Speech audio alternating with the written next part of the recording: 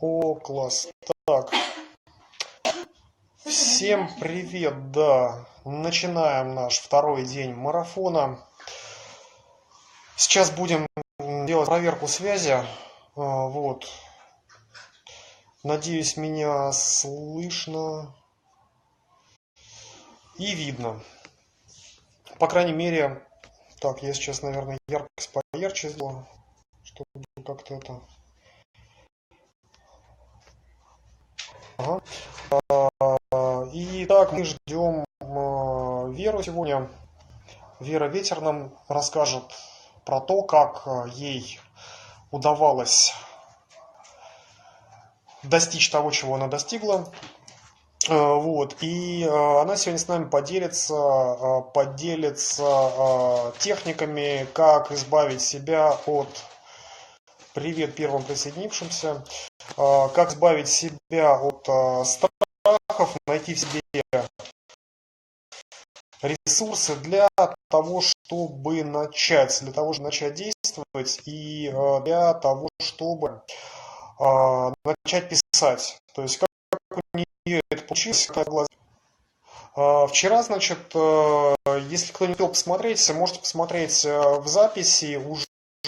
Вот было мое выступление, рассказывал про то, как можно преодолеть страхи, внутренние барьеры, да, для того, чтобы начать, потому что если вы не знаете, о чем писать, да, если вы имеете какие-то сомнения в себе, да, для того, чтобы начинать действовать, для того, чтобы вести блоги, да, то есть вот, собственно, для этого и мы решили... Привет.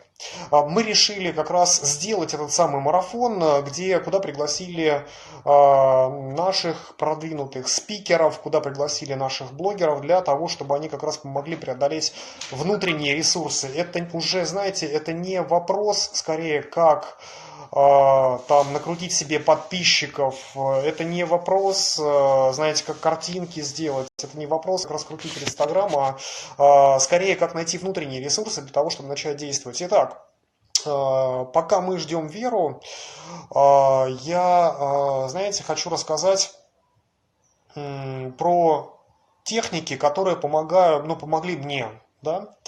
Потому что, знаете, если вы что-то не делаете, то у этого есть какие-то определенные свои причины, да, то есть которые... Так, сейчас мы ждем Веру. Так, сейчас мы на секундочку прервемся, чтобы понять... Ага, вот у нас и Вера присоединилась. Все, мы ее присоединяем. Вера, мы тебя ждем. Вот. Для того, чтобы начать. Ты готова? Ты как вообще слышишь? Ага, все супер. Мы тебя присоединяем. Ждем, пока здесь у нас Инстаграм соединится. Пишет нам, что ожидание с Фрей. Все, супер. Ты присоединилась, ты на связи. Слышно меня, Вера? Привет, да. Да, тебя слышно. Хорошо. Все, отлично, все. Теперь начинаем. Я уже думаю, чем Всем занять привет. эфир. Думаю, может быть, какую-то технику дать. Вот, и ты тут уже присоединилась. Вер, смотри, у нас как бы идея такая, да, марафоны, ты знаешь, это не про то, как накрутить подписчиков, не про то, как крутые картинки какие-то сделать, хотя, в принципе, можно там частично об этом коснуться. Марафон больше про то, как найти в себе ресурсы, вообще начать писать, начать действовать, да, и у нас блогеры делятся опытом, как у них это получилось, да, то есть как вот через что им удалось пройти для того, чтобы начать выкладывать свои первые посты, их внутренние ощущения и все остальное. Просто Веру я, наверное, вот, она брала у меня интервью, теперь мы с ней поменялись немножко ролями. Было Вот. такое, да. Нет, я тебе... Год назад, кстати, практически ровно год назад. Привет. Ты пропадаешь пока. Пожалуйста, в двух У меня словах со немножко, связью все хорошо? Привет. да, в двух словах немножко о себе расскажи, Вер, вот чем ты занимаешься, о чем ты пишешь. Ну, изначально, здравствуйте, меня зовут Вера Ветер. Моя страница называется Фрея Север с 3 семерки. Вот видите, сейчас здесь я гость данного прямого эфира. Изначально изначально моя страница была просто про саморазвитие, про то, как, ну, какие-то статьи, да, в тему дня, как на злобу дня, да, что вот мне сегодня шло, я и писала об этом. Мгм. Потом со временем, и все у меня было оффлайн, то есть все мои приемы, вся работа с клиентом, у меня даже было мало очень клиентов на странице, потому что ну, Инстаграм в то время был не очень развит, прям как какая-то социальная сеть, и все было оффлайн, и когда я начала вести, да, свою страницу, это были просто фотографии, вот что сегодня происходит, да, какие-то истории из жизни, такие же истории своих клиентов описывала, да, и со временем я поняла, что людям это интересно, и, соответственно, и Инстаграм стал более такой развитой платформой. Ты куда-то пропадаешь. Я тебя прекрасно слышу, Вер, сейчас слышу. Слышно, все хорошо. Ну Да, и, ага. соответственно, спустя время, когда Инстаграм стал развиваться, я уже поняла, что надо развиваться в ногу со временем, да, то есть я такой человек старой закалки, ну, такой более old school, но приходится идти в ногу. Привет, привет. Со своими клиентами, быть более полезной, расширяться в каком-то смысле, да, и больше года назад я стала вести прямые эфиры. Привет.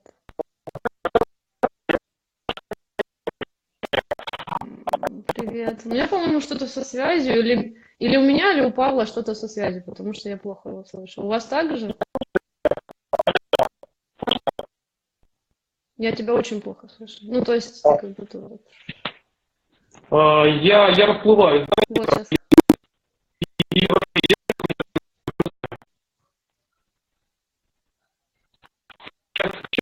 что сделать, ну, У тебя очень плохо слышно. Вот дети, попыталась. девочки пишут.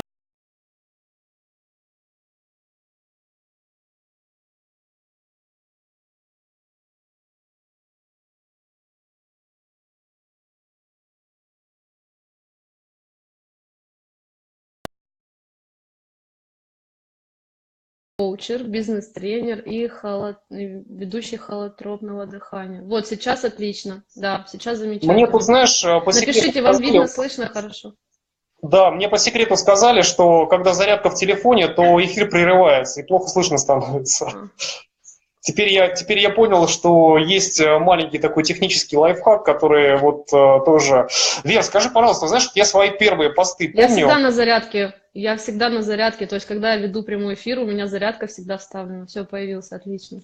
Ага. Замечательно. Вот, знаешь, я вот помню свои какие-то первые посты, когда я выкладывал, да, я прям вот находил в себе силы какие-то вот прям, вот было настолько тяжело, настолько прям вот я задавался вопросами, вот, а кто же, как меня оценит, как на меня посмотрят, там, да, что обо мне подумают.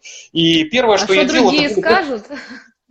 да, да, да, да, да. Первые это были какие-то репосты мои, да, там репосты из каких-то групп, да, то есть, и, ну, это вроде бы ни к чему не обязывает, а тут, Мгм. когда ты начинаешь что-то писать сам, ты за это отвечаешь, да, и я думал, что тебе может кто-то там что-то предъявить, да, за то, что ты, собственно, написал где-нибудь в ленте. Вот. Скажи, пожалуйста, вот у тебя были какие-то такие страхи, и вообще, если были, то как ты вообще вот это преодолевала? То есть вот можешь просто вспомнить свои внутренние ощущения, когда ты делала какие-то первые вот такие посты, да, и что у тебя внутри А. было? Ну, когда у меня посты были, нет, страхов не было, потому что мне казалось, что я это делаю всегда для себя. Я еще в этом смысле прокачана довольно-таки, да, то есть по жизни у меня нет такого, что оглядываясь на то, что кто обо мне подумает, как я себя там поведу, как на меня посмотрят другие, у меня с этим проблем нет уже давным-давно, и у меня изначально не было такого. То есть, да, я веду Инстаграм, да, я пишу, и я там даже помню, смотрела на более таких звездных блогеров, да, которые там имеют 10 на тот момент, 10, там 20 тысяч подписчиков, сейчас уже миллионы у них, и мне казалось, а чем я хуже, я тоже могу, и вроде как вот я давайте пишу, я молодец. А вот когда я начала вести прямые эфиры, тогда был страх. То есть, когда я писала, страха не было. А вот я помню свой первый прямой эфир, и перед тем как, это тоже было 6 часов вечера, да, мы тогда с Артемом вели, я помню, я так дрожала, у меня такой был мандраж, я думаю, господи, как на меня посмотрят, что там со мной, у меня еще была плохая связь, то есть я была абсолютно технически не подготовлена, не было стоечки, как сейчас, да, для телефона, не было хорошей связи, не было освещения, ничего не было, я абсолютно была не подготовлена в плане там выйти на какую-то аудиторию, что-то рассказать. В этом смысле был затык, я помню даже себя в школе, когда ну, да, мне было 17 лет, может быть, меньше. То есть это экзамены, это такой период, когда тебе надо выйти куда-то, что-то рассказать или где-то выступить, там, в колледже, дальше.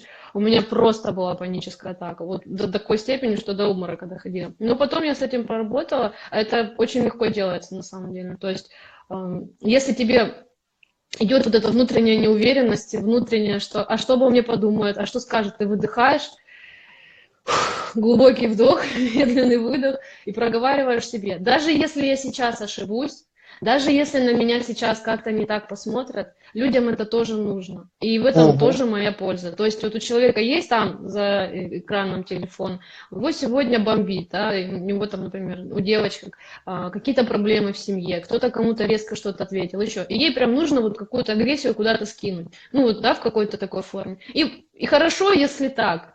И в этом смысле я ни критики, ни какого-то негативной реакции не боюсь со стороны. Ну вот это... Я, знаешь, что я в этом поняла? Что нужно позволять людям быть такими, какие они хотят быть. То есть какими они хотят, чтобы их видели, какими они хотят, чтобы их воспринимали. И если на сейчас у человека вот его бомбит, он хочет написать какую-то гадость, да, или он хочет как-то высказаться негативно, я всегда за.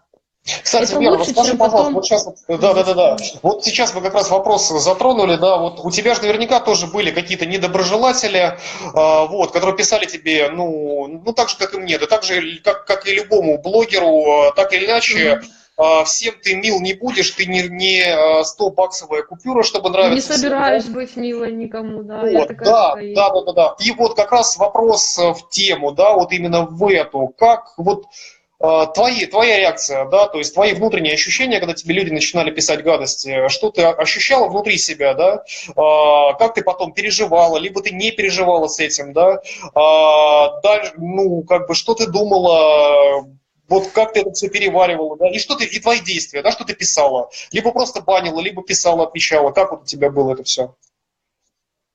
Я не банила никогда, и у меня по первому, я помню, были такие люди, с которыми у меня была такая личная, ну, какая-то, да, драма там в жизни или что-то, и они могли резко писать у меня на странице. И был один парнишка, я помню его зовут Саша, он меня просто троллил. Это мой знакомый, мы с ним дружили с его девушкой, да, были близкими подругами, и он все время угорал, вот прям на угаре был. Он заходил, и каждый мой пост его прям бомбило, разрывало, да что ты несешь, да это чушь. Я говорю, зачем ты это делаешь? Ну, то есть я понимаю, что если я что-то пишу тебе, я вживую с ним разговариваю, то есть там, чтобы, ну, как бы блокировать, не было такого никогда. Мне всегда было интересно, то есть докопаться до вот этой сути, решить проблему изнутри, начиная от вот источника.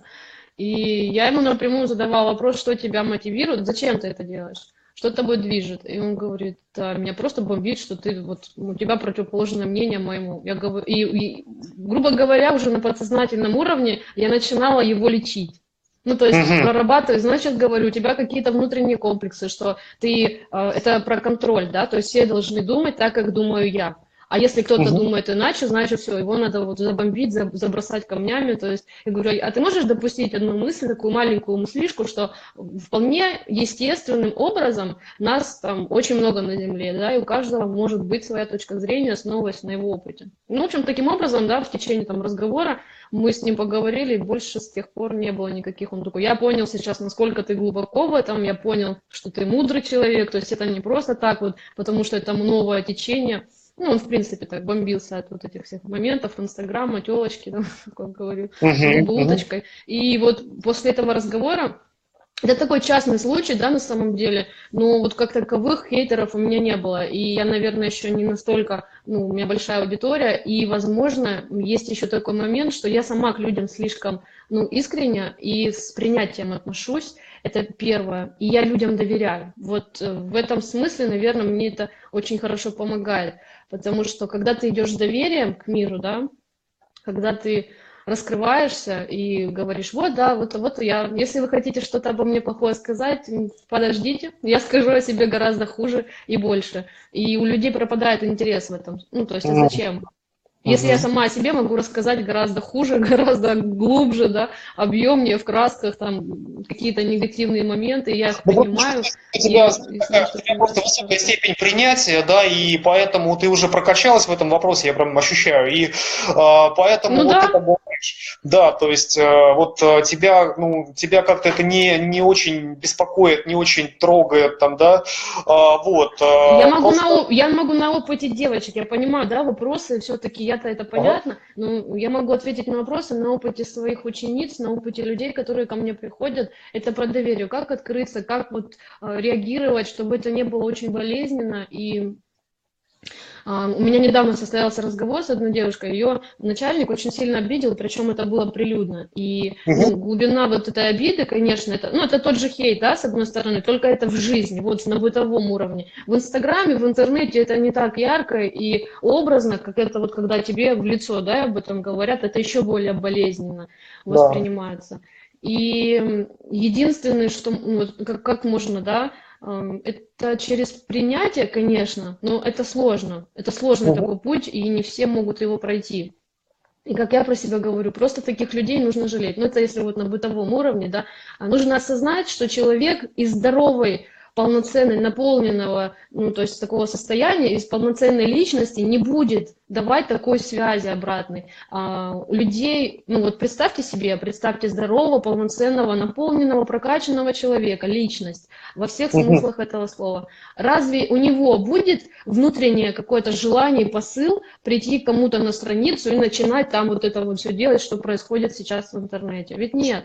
Ты То есть знаешь, если да, у человека тоже есть думал об такое этом. желание, вот, то есть если у человека есть такое желание прийти и прям зубами там что-то покусать, я очень вижу, что очень часто это на вот публичной, да, лично, это та же Оля Бузова, там, Бородина, кто у нас, ну, вот все такие, да, Алла Борисовна Пугачева, у нее тоже есть страница в Инстаграме, вы зайдите туда, посмотрите, сколько хейта, просто это нереальное количество грязи, и кто-то, вот вроде Бородули, да, она там, ну, выливает грязь в ответ, начинает их там, вот вы такие, если я сейчас вам не дам ответку, вы так и будете продолжать. Но смысл в том, что даже когда она дает обратную связь, даже когда она там начинает их блокировать, как-то на них агрессивно себя вести, грубо говоря, она подпитывает это. Это Ага. вот к теме маятников, да, я немножко еще эзотерик ко всему, и Вер, я да, точно сейчас, знаю вот про маятники, сейчас, секунду, что я идет тебе раскачка перебью. негатива.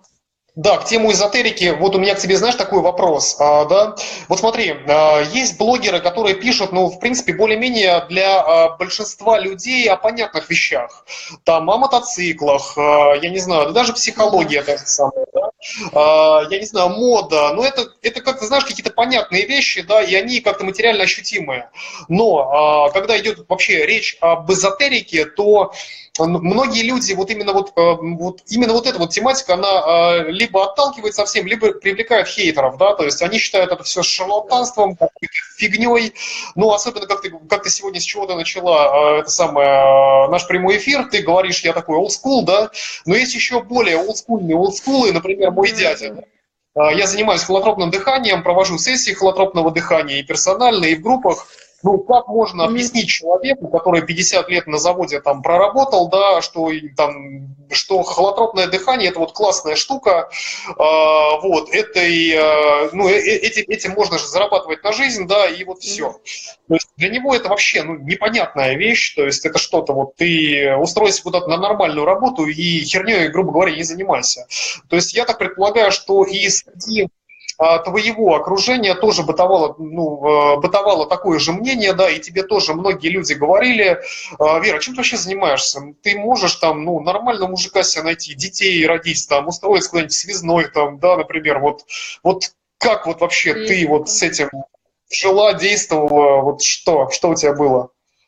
Я объясню. У меня был момент в жизни, когда уже подошла такая точка кипения, то есть до определенного момента я скрывала и ну, вела какие-то консультации, все как из подполья. Мне было Мгм. сложно сказать о том, что я эзотерикой занимаюсь, у меня есть там, какие-то определенные виды, да, дара, это тоже не здесь, наверное. Ну, даже это даром не назвать, это есть у всех. То есть интуиция, эмпатия – это те моменты, которые есть у всех. И это ближе к психологии даже, чем к эзотерике. То есть вот это все, какая-то там мистика, вот этот пух, который накидывают сейчас, там, благодаря и битве экстрасенсов, да, нашей любимой, туда же. Благодаря Да. этому какое-то искажение происходит в этих моментах. Я за более такую открытость, и я не позиционирую себя как эзотерик даже больше, я позиционирую себя как психолог с расширенным сознанием, ну, то есть, да, без границ. И когда в моей ситуации, в моей жизни наступил момент выбора, мне пришлось даже развестись, потому что люди, которые рядом со мной были на тот момент, то есть я понимаю, что у меня происходит расширение, людей, которые ко мне приходят за помощью, становится больше, и я уже не могу это скрывать, я уже не могу там после работы бежать куда-то навстречу, да, там в какое-то кафе сидеть, пить кофе, быстро-быстро, так, в 6 часов мне уже надо домой, там раньше ты отпрашиваешься с работы, чтобы прийти к человеку навстречу, потом ты бежишь домой, там, варить супы, борщи, и в какой-то момент произошел серьезный разговор, там драма прям была, да, с тем, что человек не принял. И там резко, что я не принимаю, и вообще никаких моментов, ну, хотя до того был момент, что там полечи меня, ну, то есть там голова болит, полечи меня, там руки массаж делаю, ой, я что-то чувствую больше, чем массаж, ну, то есть это на энергетическом уровне уже что-то было. И спустя время, естественно, такая реакция, то есть я как поняла, он просто не хотел, чтобы это все приходило к нам в семью в дом, потому что так или иначе, ну, все равно это было.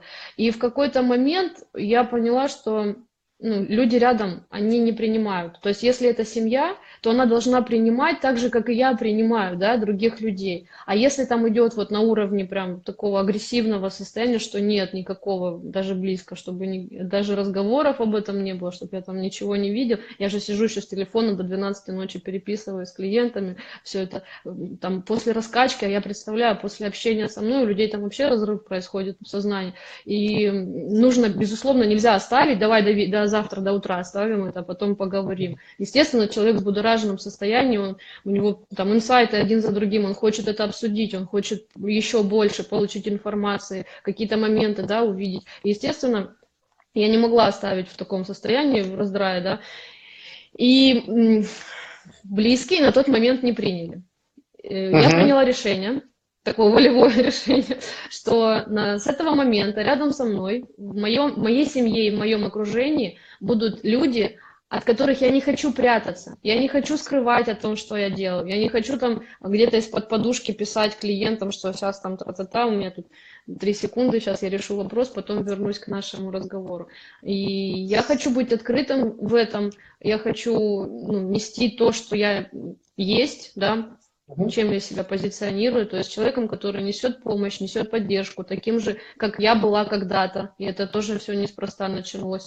Соответственно, да, никак, если человек совсем не принимает, но ты его не можешь навязать, ты так же, как я, не могу сделать за кого-то выбор, да, также и мне никто не имеет права навязывать там какие-то свои устои. И я вот тут как раз момент такой, приоритетов, расстановка приоритетов, что для тебя важно. Смысл в том, что то, чем я занимаюсь, я не могу не заниматься этим.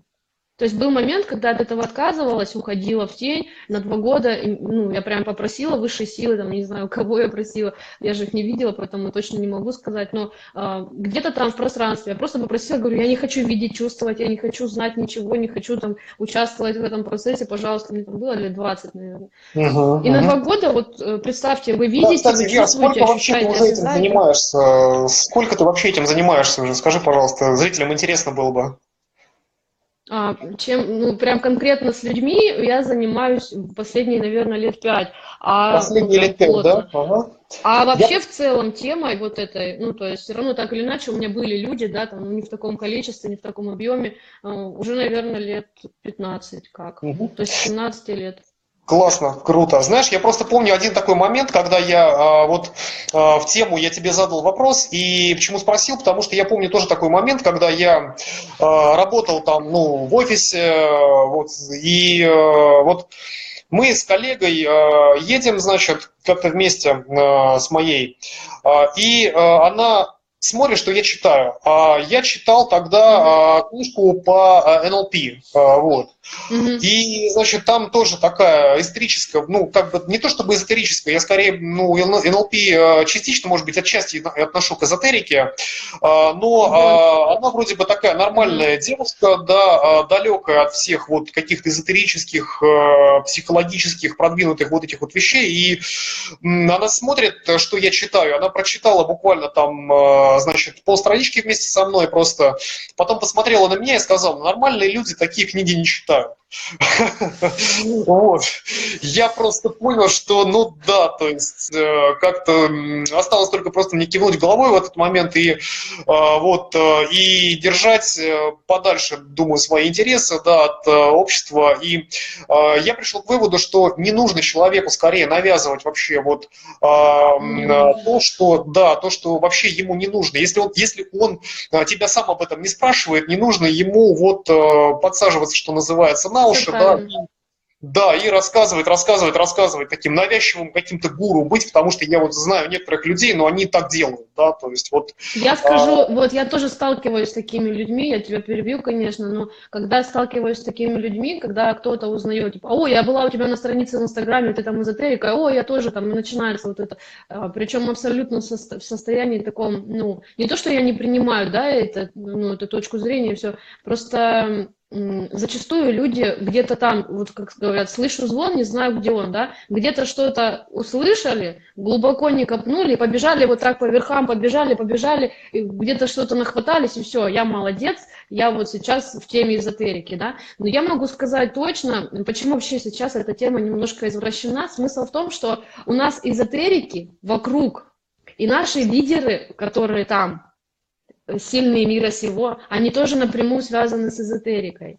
Конечно, конечно. Гитлер был эзотериком, да, то есть Гитлер, вот далеко ходить не надо, а Гитлер был таким эзотериком, то есть он занимался рунами, вокруг него были шаманы, также и у нас там тоже все взаимосвязи, вот эти, привет, они, ну, то есть на основе идут эзотерических знаний. Эти знания, они, естественно, вот так в народ никто их не выдаст. И я даже думаю, что, скорее всего, сейчас вот эта пропаганда против эзотериков идет даже потому, что сначала это был как вот, ну, такой яркий образ, смотрите, да, то есть эзотерик должен ходить вот с таким вороном на плече, там, в каком-нибудь черном плаще, то есть вот этот вот образ такой невменяемый, да, там, не знаю, разговаривать с мертвыми, жевать землю с кладбища, ну, примерно что-то такое, вот да, да, невменотное. да.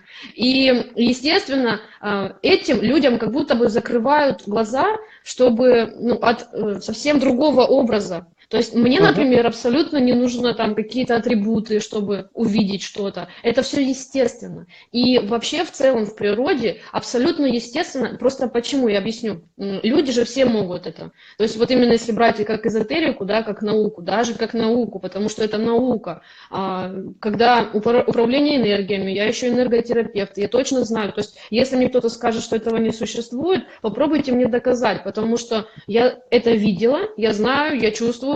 И также со мной наряду чувствуют люди, когда я провожу прямой эфир, там человек пишет: у меня голова перестала болеть. Я сама не знаю, как это. Я не могу логически это объяснить, но я знаю, что это есть. Так же, как и Бог, да, вы его никогда не видели, но вы точно понимаете, что он есть, потому что. Неважно, не нужно это объяснять. И простые какие-то истины, их не нужно логически объяснять. Это вот что связано с эзотерикой. Поэтому, а когда мне там что-то начинают говорить: да ты там смешная, ты какими-то вещами смешными занимаешься, ну, окей, это ваша точка зрения, вы можете быть с нею не согласны, я никогда не навязываю. Но знаешь, что самое смешное? Самые реальные люди, которые... Я меняла свое имя, да? Ну, был момент в жизни у меня. Я решила полностью поменять полностью свою жизнь, и я меняла имя, я меняла город, я меняла работу, то есть полностью все в своей жизни было, ну, то есть абсолютно все под ноль. И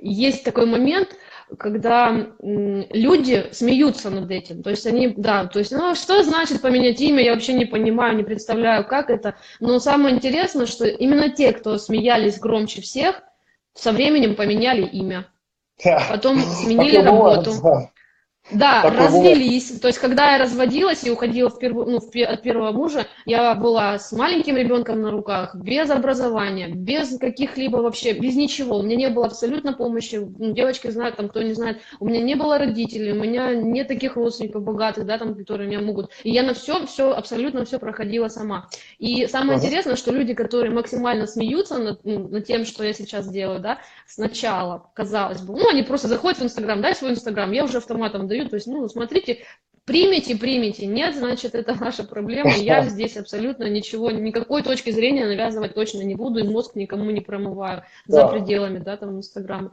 И момент в том, что люди со временем смотрят, видят, понимают. А я, ну, опять же, в разговоре, да, там какими-то моментами я говорю, что у вас сегодня произошло. То есть я это делаю даже на автомате уже. И им становится интересно, и они уже, а вот как ты думаешь, а как ты считаешь? И в Инстаграме тоже там девочки смотрят прямой эфир, смотрят статьи, потом раз так и написали. То есть у людей меняется мышление. Это что значит? Это про то, что когда у тебя вот здесь уверенность в себе, когда у тебя Мгм. точно ты понимаешь, что то, чем ты занимаешься, несет пользу, колоссальную пользу. Это даже вот если мы сейчас к теме блога, да, если мы к Да. теме вот именно блогеров и развития в эту сторону, вы должны для себя точно определить, для чего вы это делаете, для Да, это кого вы очень это хороший момент ты делаете и сейчас как вы затронула, это да. будете Очень делать. хороший момент ты затронула, Вер. Я тебе хочу сказать, что многие люди хотят стать блогерами и думают об этом уже месяцами, кто-то Мгм. думает годами, и мне ходят об этом, говорят, да я вот тоже думаю писать уже. Я говорю, а сколько, как давно ты думаешь? Да я уже года два хожу и думаю, да, как бы мне Думать начать не писать. надо, нужно брать и делать, нужно брать и Вот. делать, нужно И просто сразу брать и делать. вопрос возникает, знаешь, вот как бы мне понравилась одна фраза Тони Роббинса. Я, кстати, поеду на него в Казахстан, полечу в октябре, вот он будет, Классно. да. И одна такая вот у него крутая фраза, которую я до сих пор запомнил, да, если у тебя есть четкий вопрос, зачем тебе это нужно, да, то вопрос, как это сделать, уже отпадает сам по себе. То есть и тема блогерства такая же, да, Мгм. то есть она недалеко ушла от этого утверждения. Если ты четко осознаешь, зачем ты что-то делаешь, что ты транслируешь и что это даст в итоге другим людям, да, миру, что это даст, то, по сути, уже у тебя и появятся внутренние ресурсы, появится внутренний такой двигатель, да, который будет тебя двигать, да, который будет тебе Мгм. давать творческую энергию. Вера, у меня еще такой Так и момент, знаешь, есть. я хочу к практической, может быть, части немножечко перейти. Я просто расскажу о том, какие мы вот упражнения делали, знаешь, чтобы прокачать себя психологически. Знаешь, вот я тоже учился очень многих людей, у Андрея Мгм. Парабелова, у Григория Трусова, у Фрэнка Пьюселика, вот. И я просто вспомнил одно упражнение, знаешь, которое вот вчера я про него не сказал в своем эфире, да. Вот, значит, что нас заставляли делать? Нас заставляли, знаешь, немножечко поработать в роли тролля, вот, не для того, чтобы кому-то доказать свою правоту, а скорее для того, чтобы, знаешь, прожить вот это внутреннее состояние несогласия с Мгм. обществом. То есть, идея такая, ты заходишь куда-нибудь к Бузовой, где все такие там говорят, ой, какая мусечка там, какие у нее там сапожки, какая она красивая, еще что-то, да, Не все и так выражаешь говорят. Ты, какой-то, ты, ты видел, сколько троллинга у нее на странице? Мне иногда ее да, прям слушай, жалко становится. знаешь, А она и еще не на свой выражаешь. счет это все принимает. У нее принятия нет в этом. Она прям ее бомбит. Она там бывает в слезах вся. Ну, то есть, Ну, то есть, смотри, я тебе а просто вы еще расскажу, добавляете. да. Смотри, Ага. идея такая, да, ты заходишь в какой-то блог, где в основном, ну, кто-то кого-то обожает, и в основном там пишут комплименты. Или какой-то Ну да. вопрос поднимается, где в основном общаются согласные с этим вопросом. И ты говоришь, Мгм. это все фигня. Вот, я считаю так-то и так-то, да. И тут на тебя Провокация нападают, такая, да? и тут на тебя, как коршуны, начинают нападать, ты начинаешь от них отбиваться, да, и твоя задача не выиграть это все, да, не за это самое, не запрессовать их, а просто прожить это внутреннее состояние, да.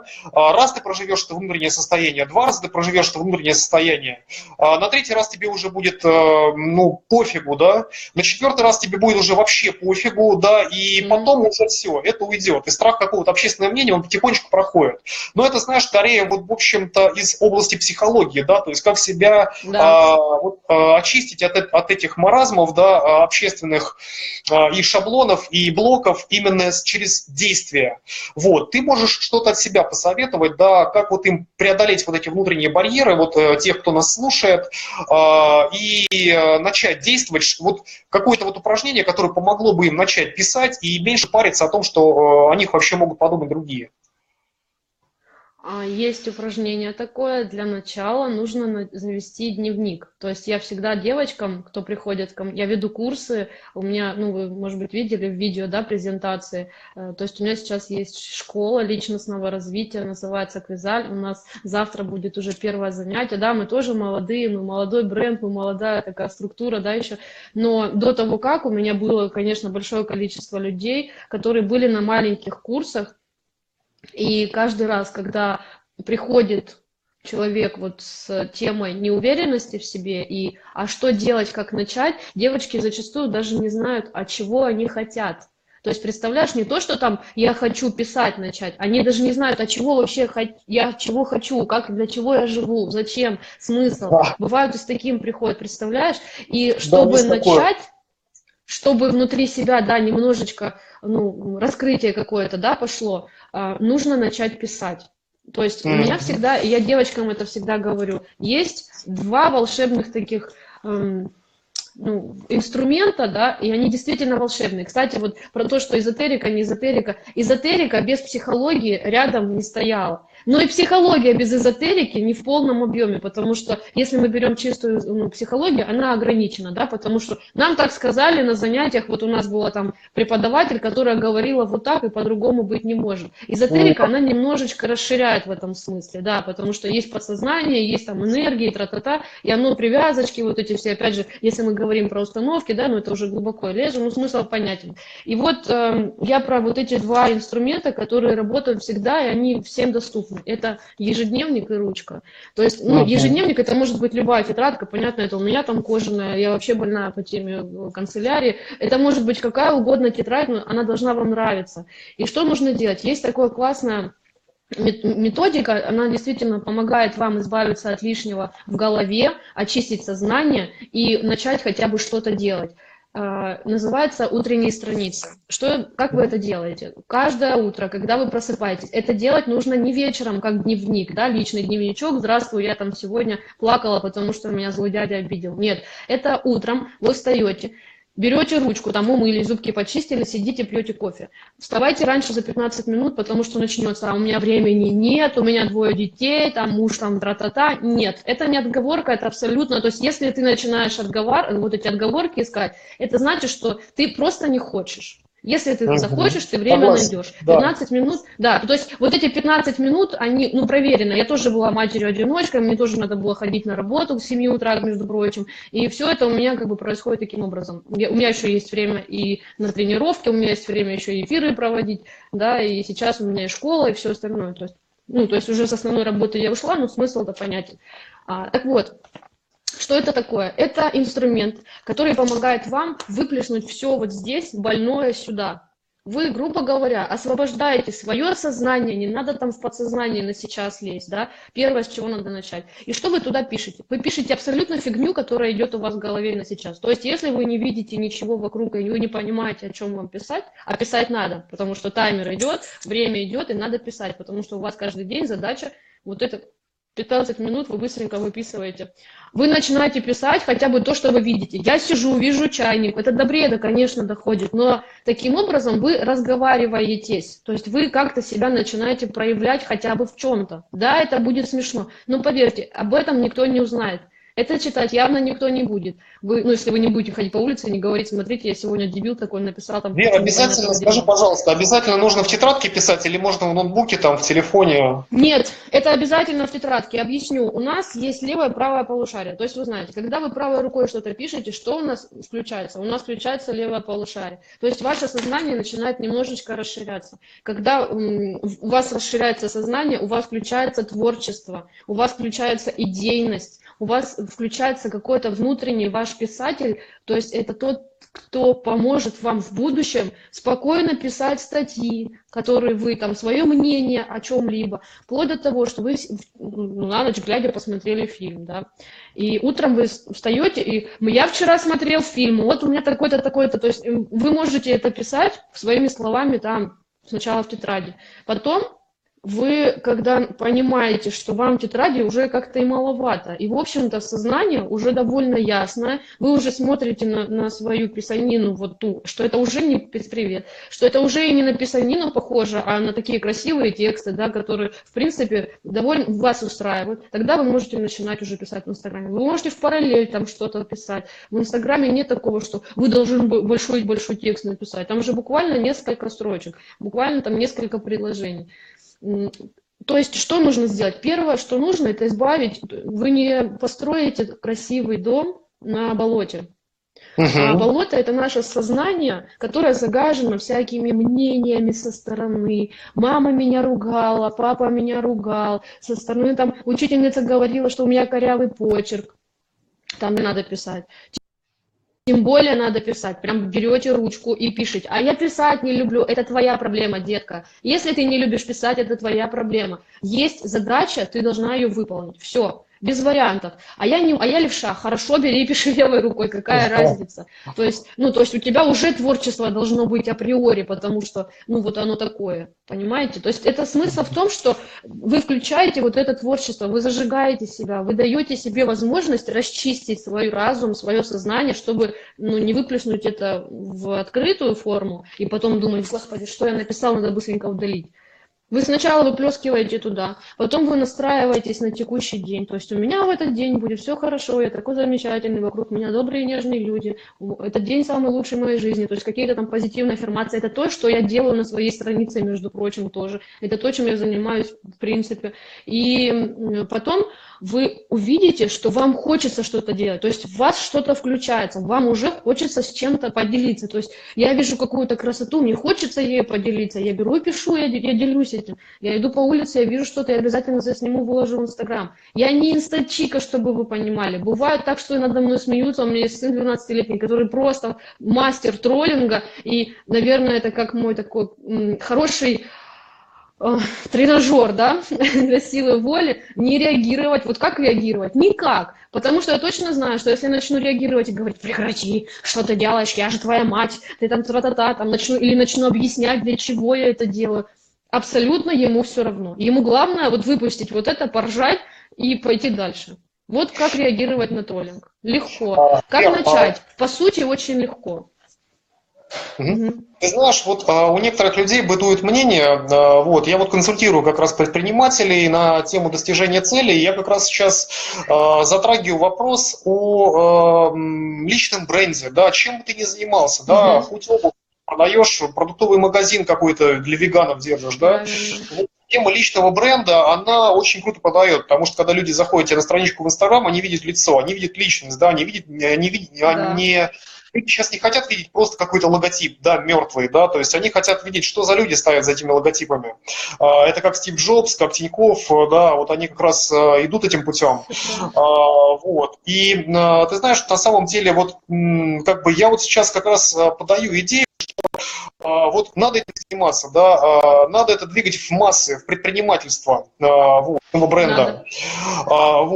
И ты знаешь, вот у людей бытует мнение, что это блогеры, это же надо куча какой-то фото крутой аппаратуры, да, это же надо либо кучу тренингов пройти, или надо там нанять каких-то дорогих копирайтеров, которые за тебя будут писать, да, и реально люди так думают, у них вот есть такие убеждения,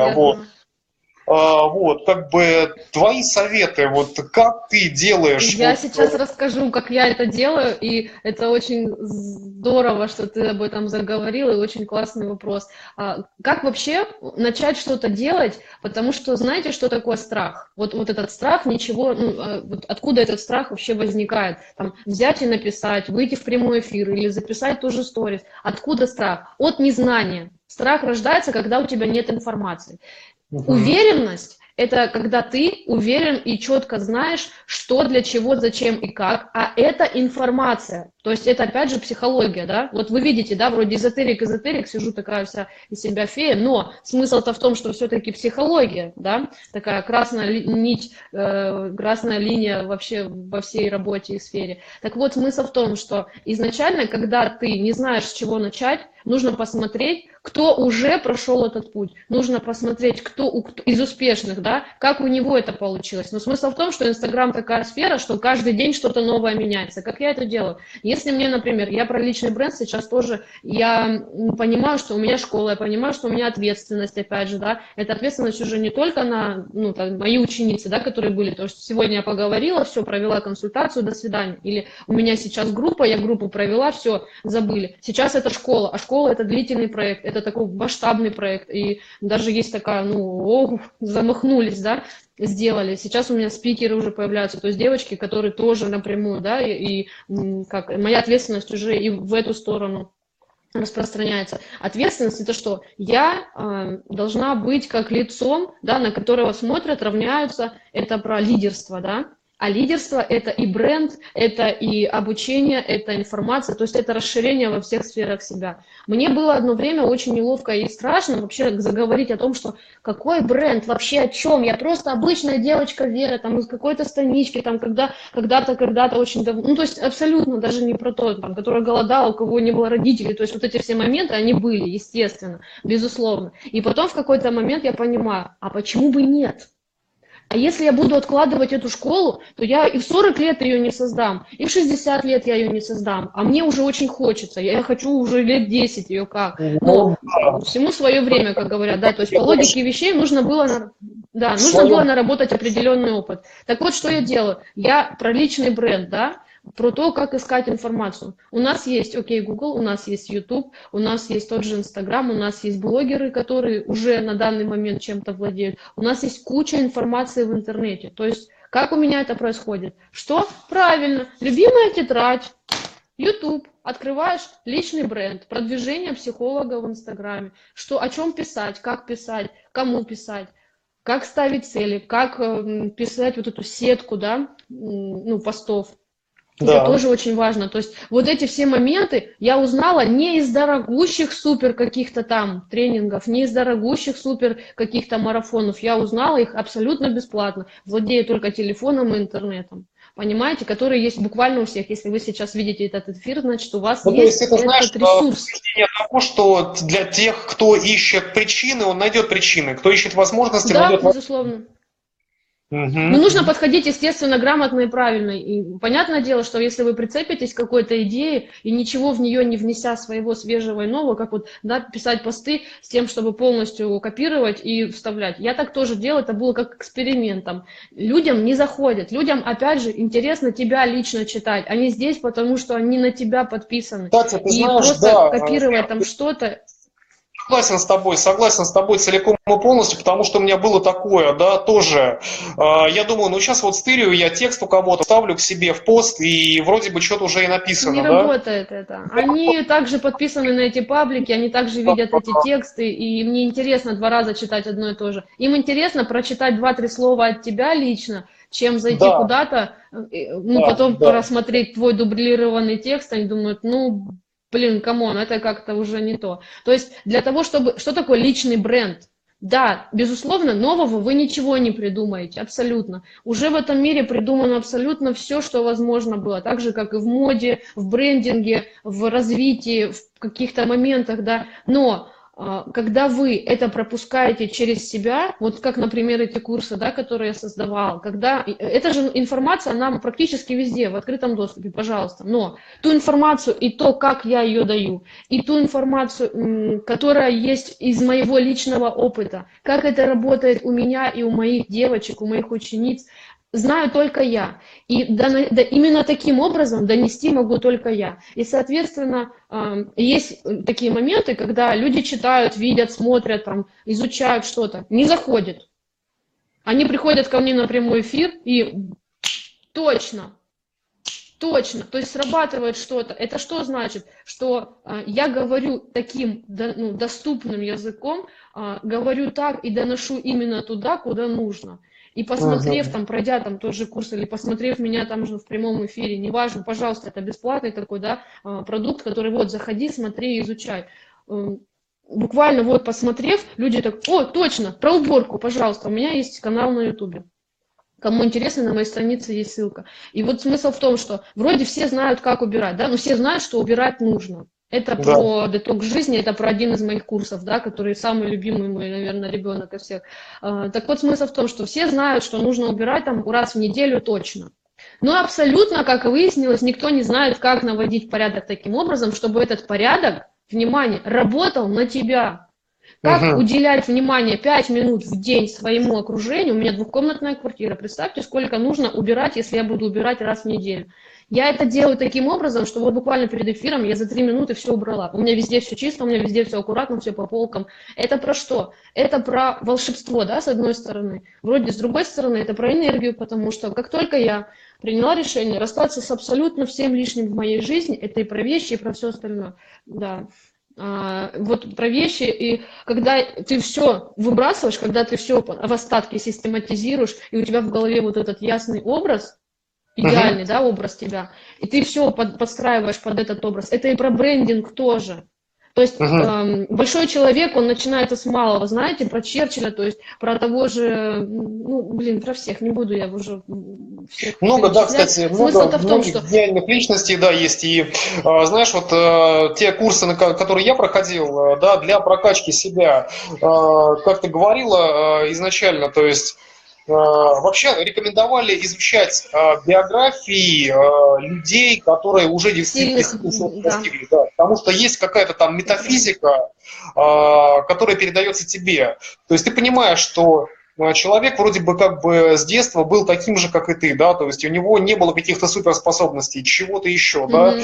и просто как-то вот он действовал, и через действие он пришел к тем результатам, он стал тем, кем он стал, да, и ты вот на основе вот этих биографий всех, да даже если вот, допустим, смотреть других блогеров, еще кого-то, да, если кто-то оставил следы, то можно по этим следам отследить вообще вот эволюцию вот этого блогера, какие у него первые посты были, да, какие у него там, как он через год, как он эволюционировал, да, Мгм. до того момента, кем он стал сейчас. То есть это очень важно, то есть вот эти Правильно, правильно. биографии, про которые ты говоришь, да, то есть это действительно важная вещь. Но Согласен с тут тобой. еще такой момент, вот если про разбираться с точки зрения бренда, да, и про развитие бренда. Вот есть такая книжка, опять же, да, вы спрашиваете, что почитать. Почитайте «Атлант расправил плечи». Это про великие бренды Да, да, Америки, да. это про Читал я великие два компании. раза. Кто не На читал, английском в вот оригинале если читал, кто-то не мне читал, говорили. Мгм. здорово. Очень круто. Ну вот, если кто-то не читал, почитайте. Но смысл в том, что если разбирать и анализировать, то есть главное здесь что? Анализ.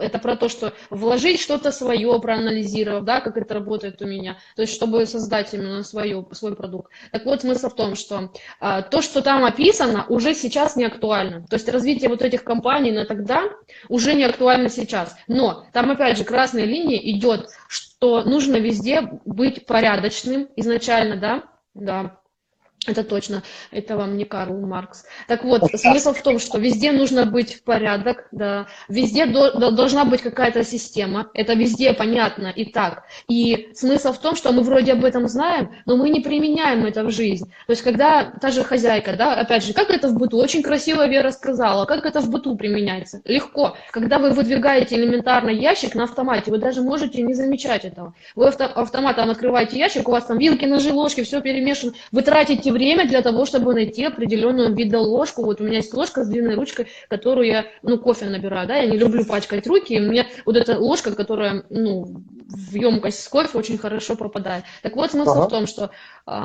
у меня, я точно знаю, что везде все лежит на своем месте.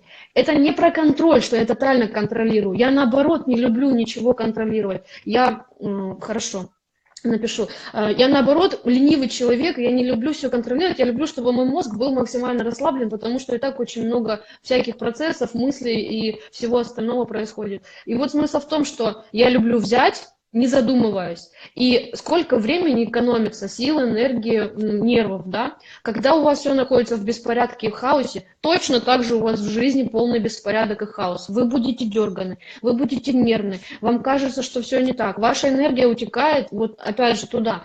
То есть с чего начинать личный бренд? Как минимум нужно начать со своего окружения. Помните про вот эту, про таблетку фильм, я не помню, как называется, когда он таблетку глотнул и пошел убирать у себя. Не обитель зла, с таблеткой там такой, значит, ходил, он Нет, съел... не обитель зла. Там что-то про разум, не помню, не помню, как называется. Короче, чувак выпил таблетку, он был писателем, глотнул таблетку, пришел домой, начал все убирать, потому что у него было все в хламе, там у него мозг заработал очень, он там поднялся.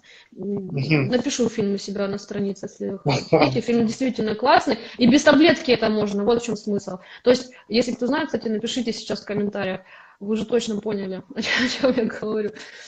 Смысл в том, что начинается все с малого. Смысл в том, что если вы хотите стать большим, сильным и уверенным в себе, если вы хотите развиться до личного бренда, если вы хотите позиционировать себя как уверенного в себе человека, как специалиста в своей сфере, с чего начать? Первое, это нужно разгрести свое пространство и посмотреть вообще по сторонам, то есть некий чек-лист создать того, что вы имеете на сейчас. Знаний, опыта, какой-то информации, то есть даже предметов интерьера, это все туда же. То есть проводите ревизию.